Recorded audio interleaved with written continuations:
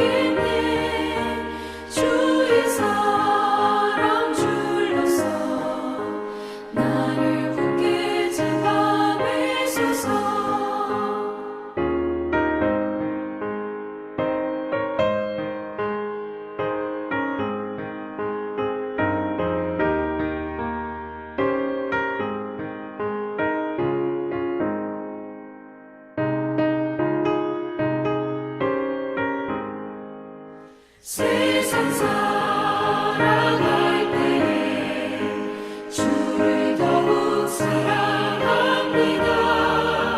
밝고 빛난 천국에 나의 영혼 들어가겠네. 날마다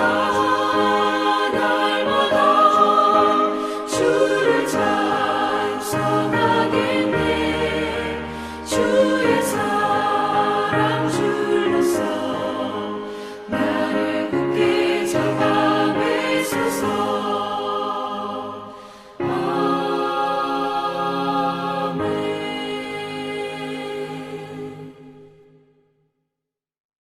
아멘. 아멘.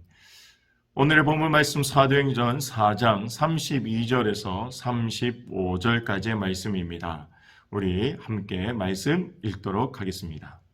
제4장 믿는 무리가 한 마음과 한 뜻이 되어 모든 물건을 서로 통용하고 자기 재물을 조금이라도 자기 것이라 하는 이가 하나도 없더라. 사도들이 큰 권능으로 주 예수의 부활을 증언하니 무리가 큰 은혜를 받아 그 중에 가난한 사람이 없으니 이는 밭과 집 있는 자는 팔아 그 판 것의 값을 가져다가 사도들의 발 앞에 두매 그들이 각 사람의 필요를 따라 나누어 줍니다. 아멘. 32가 돌봄을 위해 헌신하는 사람들이라는 제목을 가지고 함께 말씀을 나눌 텐데, 이 시간 신만교 씨라는 분이 순례자의 영성이라는 책에서 이런 이야기를 하고 있습니다. 먼저 이 내용을 나누고 함께 말씀을 들어보도록 하겠습니다. 남편도 제 것이 아니었습니다 라는 소제목인데요. 40대 중반 성경연구원을 다니던 남편을 먼저 보내고 쓴 가슴 찡한 글입니다. 한때는 아름다운 집이 저의 가장 큰 자랑이었습니다. 심혈을 기울여 꾸민 아름다운 우리 집. 잡지에도 여러 번 나왔다고 내심 자랑스러웠던 우리 집.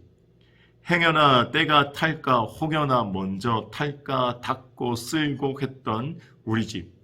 하지만 남편이 아프고 보니 제가 있을 곳은 궁궐 갔던 우리 집이 아니라 몇 명 안 되는 비좁은 병실이었더군요. 피곤한 내 한몸, 누울 곳은 푹신하고 안락한 라텍스 침대가 아니라 딱딱하고 좁은 보조 침상이었더군요. 내 거라 믿었던 남편과 공동 명의로 된 내 집도 알고 보니 제 것이 아니었습니다. 바라만 봐도 뿌듯했던 우리 집. 15자 붙박이장에 가득한 수많은 옷들과 제가 사랑에 맞지 않던 명품 가방들, 참으로 고운 접시들, 참으로 예쁜 그릇들도 남편과 함께하는 병실에서는 아무 소용이 없었습니다. 황량한 병실에서는 편한 추리닝과 레깅스면 족하고 명품 가방도 필요 없더이다. 그저 쓸 수 있는 건 보잘것없는 플라스틱 접시와 종이컵 뿐이었습니다. 어디 그뿐인가요? 20년 넘게 나의 자랑이었던, 나를 빛나게 해준다고 믿었던 내 남편도 제 것이 아니었습니다. 내 분신, 내 생명, 내 사랑하는 아이들조차 제 것이 아니라는 것을 알았습니다. 이 모든 것들이 그분께서 제게 잠시 맡기셨던 선물임을 제가 잊고 있었습니다. 내 것이 아닌 걸 내 것이냐 소유하며 자랑하며 욕심내었던 제 무지를, 제 교만을, 제 과거를 회개하며 눈물로 기도합니다. 라고 신만교 씨가 순례자의 영성이라는 책에서 기록하고 있습니다. 그렇습니다. 우리가 살아가는 이 세상에서 우리의 것은 사실 하나도 없습니다. 하나님께서 우리에게 잠시 맡겨주신 것 밖에는 없다라는 사실을 우리가 기억하면서 오늘 말씀 함께 보도록 하겠습니다. 사람들에게 있는 욕망 중에 가장 큰 욕망은 바로 소유욕일 것입니다. 사람들은 더 많은 것을 얻기 위해서 땀 흘리고 노력합니다. 어떤 경우에는 소유를 위해서 싸우기도 하고 나라 간의 전쟁을 치르기도 합니다. 수단과 방법을 가리지 않고 재물을 얻어도 된다는 생각에 사로잡히면 재물 때문에 많은 사람들이 희생하기도 합니다. 그렇기 때문에 사람들이 어떤 재물관을 가지고 사는가가 정말 중요한 일이 되었습니다. 오늘 본문에서는 재물의 주인 되신 하나님을 나타내고 있습니다. 하나님은 온 우주의 창조주이시며 소유주이시기 때문에 모든 피조물의 주인은 하나님이십니다. 잠언 기자는 잠언 8장 18절에 이렇게 이야기하고 있습니다. 부귀가 내게 있고 장구한 재물도 공의도 그러하더라라고 기록하고 있습니다. 인간은 하나님이 창조하신 세계 안에서 살고 있으며 그 중에 사람은 하나님의 피조물 중 특별한 존재로 창조되었습니다. 우리가 하나님을 만물의 주인으로 고백하고 산다면 우리가 가지고 있는 모든 것은 다 하나님의 것입니다. 초대교회 성도들은 모든 물건을 서로 통용하고 자기 재물을 조금이라도 자기 것이라 하는 이가 하나도 없었습니다. 그들은 재물의 주인 되신 하나님을 인정했기 때문에 그들의 재산을 자기 것이라 하는 이가 하나도 없었다는 사실이죠. 진리를 따라 살아가는 성도들도 초대교회 성도들과 같은 재물관을 가져야 합니다. 우리가 가지고 있는 모든 것의 주인은 바로 하나님이십니다. 하나님은 만물의 주인이 되시며 가난하게도 부하게도 하시는 하나님을 믿어야 합니다. 신명기 8장 18절에는 재물을 얻을 능력까지도 하나님께서 주셨다라고 기록하고 있습니다. 또한 역대상 29장 12절에는 부와 기가 주께로 말미암고 또 주는 만물의 주제가 되사 손에 권세와 능력이 있사오니 모든 사람을 크게 하심과 강하게 하심이 주의 손에 있나이다 라고 고백하는 성도들이 되어야 합니다. 또한 우리는 재물을 맡은 청지기입니다. 하나님께서 우리에게 재물을 잠시 맡겨 놓으셨다라는 것이죠.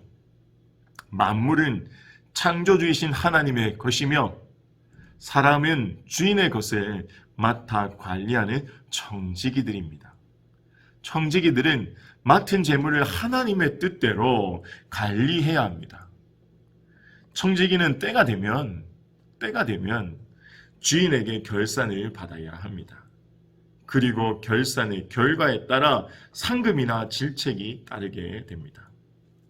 마태복음 25장의 달란트의 비유는 주인의 것을 맡아 관리하는 청지기는 맡은 것이 적든지 맡은 것에 충성하는 자세를 우리에게 가르쳐 주고 있습니다. 초대 예루살렘 교회의 성도들은 재물을 맡은 청지기 의식을 가지고 살았습니다. 그들은 자신들의 노력과 땀으로 일하여 번 돈이라 할지라도 모든 것이 하나님의 소유임을 믿었습니다. 성도들은 하나님이 자신들에게 관리하도록 맡겨주신 것을 믿었습니다. 전도서 5장 19절에는 어떤 사람에게든지 하나님이 재물과 부요를 그에게 주사 능히 누리게 하시며 제 몫을 받아 수고함으로 즐거워하게 하신 것은 하나님의 선물이라고 기록하고 있습니다. 성도들은 하나님의 것을 맡아 관리하는 청지기입니다. 재물만이 아닌 시간, 건강, 재능 등을 맡은 청지기들입니다. 내가 맡은 것을 나의 생각이나 뜻대로 사용하는 것이 아니라 하나님의 뜻대로 하나님의 영광을 위하여 하나님이 원하시는 곳에 쓸 수 있는 재물을 맡은 청지기의 사명감을 가지고 살아가는 성도들이 되어야 합니다. 또한 우리는 재물을 맡은 청지기인과 동시에 재물을 나눠주는 사람들이어야 합니다.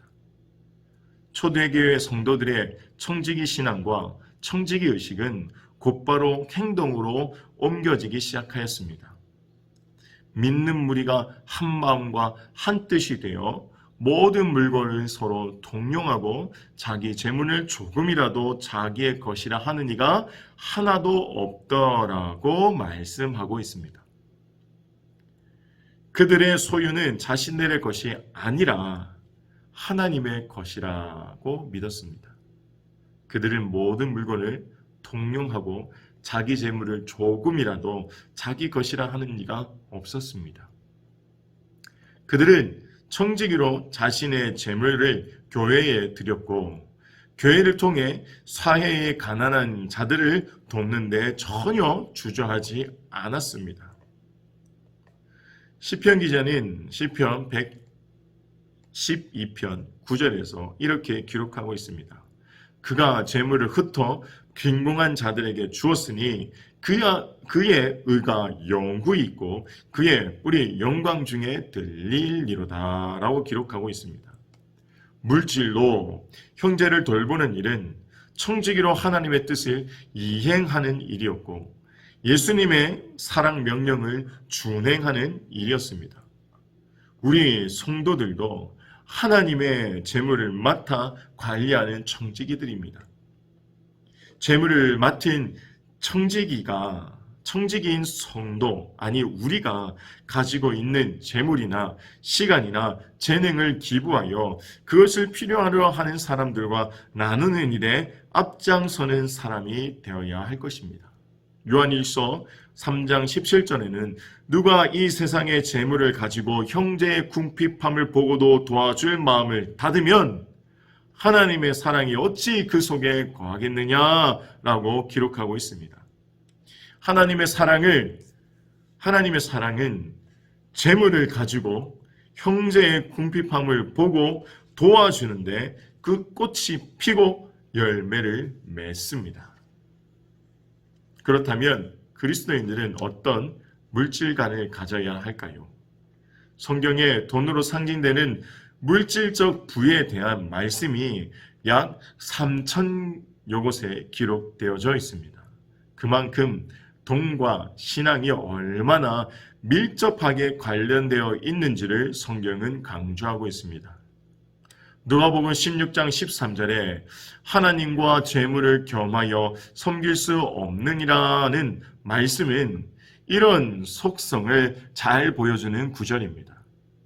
하나님은 우리 생활 속에서 돈의 힘과 영향력이 하나님의 위치를 대신할 수 있는 또 다른 신, 즉 만몬으로 간주될 수 있을 만큼 위협적이라고 말씀하고 계십니다. 돈을 선하게 사용하되 돈을 우상시하고 섬길 만큼의 지배를 받으면 안 된다라는 것이죠. 청지기인 그리스도인들이 맡은 것들은 어떤 것들이 있을까요? 어떻게 하면 물질의 속박이나 경제적 위기 또는 실패를 딛고 일어나 돈으로부터 참 자유를 얻고 행복한 삶을 살 수 있는지를 모든 사람들에게 주어진 숙제입니다. 재물의 원주인이 하나님이심을 믿는다면 성도는 그분의 재물을 관리하는 청지기 신앙을 가져야 합니다. 소유뿐만이 아니라 내 인생의 주권자 되시는 하나님을 인정하는 신앙을 가져야 합니다. 성도들이 우리의 재능, 우리의 건강, 우리의 시간, 우리의 생명까지도 그 주인인 하나님이시라는 신앙을 가지고 살 때 물질이 불의의 도구가 되지 않으며 의의 도구로 하나님의 영광을 위하여 쓰여질 수 있다라는 것입니다. 또한 물질을 어떻게 사용하여야 하나님은 가장 기뻐하실까요?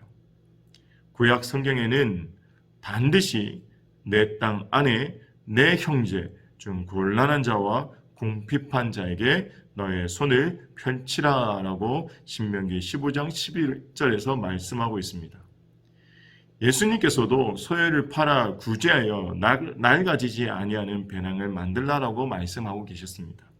구제는 하늘에 쌓아두는 보물이라고 하셨습니다.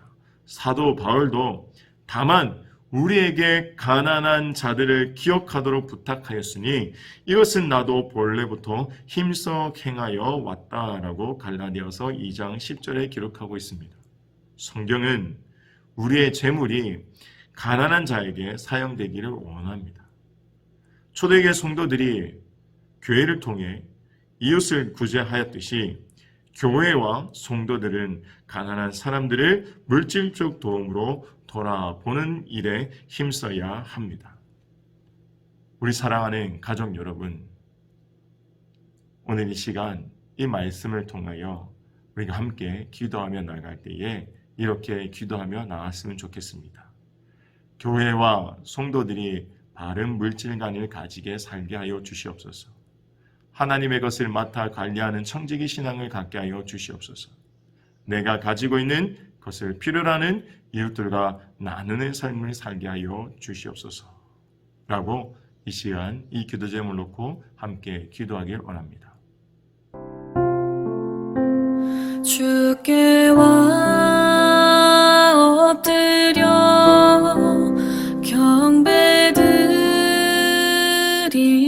경배드립니다.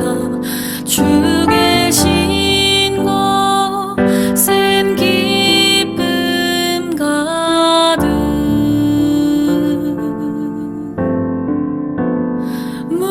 무엇과도 누구와도 바꿀 수 없는 예배드림이 기쁨 됩니다.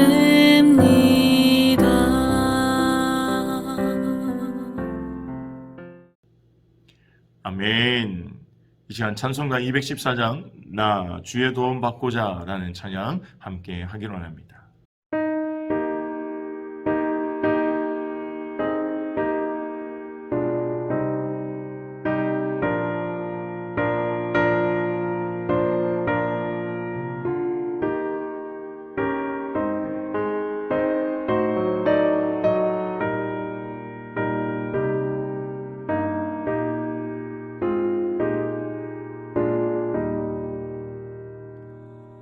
나 주의 도움 받고자 주 예수님께 빕니다.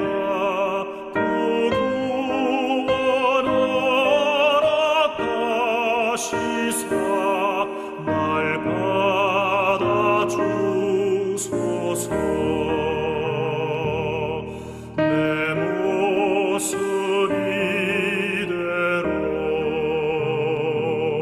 주 받아주소서. 날 위해 돌아가신 주 날 받아주소서. 큰 죄에 빠져 영죽을 날 위해 피 흘렸으니 주 형상대로